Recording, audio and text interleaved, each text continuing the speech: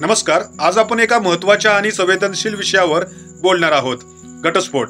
घटस्फोट म्हणजे पती पत्नीमधील वैवाहिक संबंधांचा कायदेशीररित्या शेवट करणे. यानंतर दोघेही कायदेशीररित्या स्वतंत्र होतात. घटस्फोटाचे मुख्यत्वे दोन प्रकार आहेत. परस्पर संमतीने घटस्फोट, म्युच्युअल कन्सेंट डिवोर्स. यामध्ये पती पत्नी दोघेही घटस्फोटासाठी सहमत असतात आणि एकत्र अर्ज करतात. ही प्रक्रिया तुलनेने जलद आणि सोपी असते. वादग्रस्त घटस्फोट, कॉन्टेस्टेड डिवोर्स.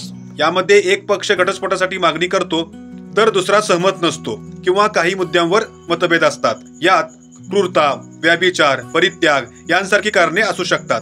ही प्रक्रिया अधिक वेळ घेणारी आणि गुंतागुंतीची असते.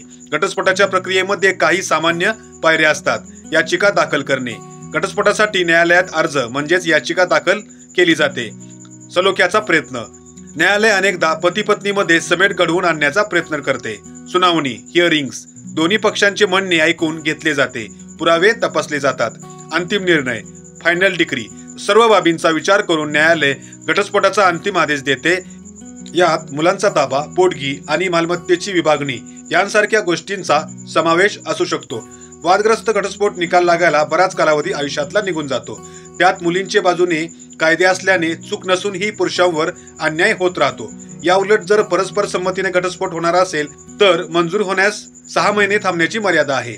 पण आता न्यायाधीशांनी ठरवले तर ते अवघ्या काही दिवसात परस्पर संमतीने घटस्फोट मंजूर करू शकतात. घटस्फोट हा एक कठीण निर्णय असू शकतो. त्यामुळे कोणताही पाऊल उचलण्यापूर्वी कायदेशीर सल्लागाराचा सल्ला घेणे अत्यंत महत्त्वाचे आहे.